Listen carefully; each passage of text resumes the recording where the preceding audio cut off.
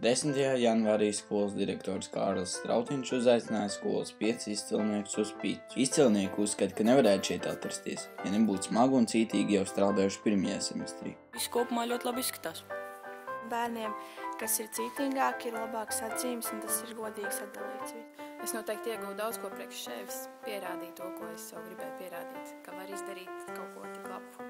Direktors sīkāk stāsta par skolas jauno mājaslapu. Kā jau minēju, Ziemassvētku pasākumā skola ir reģistrējusi jaunu domēnu www.citādaskola.lv, jo mūsu skolā mācās citādāki, es teiktu labāki skolēni, strādā radoši, citādāki, labāki skolotāji, un mums arī skolas mācību vidi kļūst citādāki. Es ceru, ka no rītdienas būs pieejama jauna pica, citāda teicamnieku pica. Edgars Ozols, Aleksandrs Vabels, Elvis Straupnieks, Radošā TV.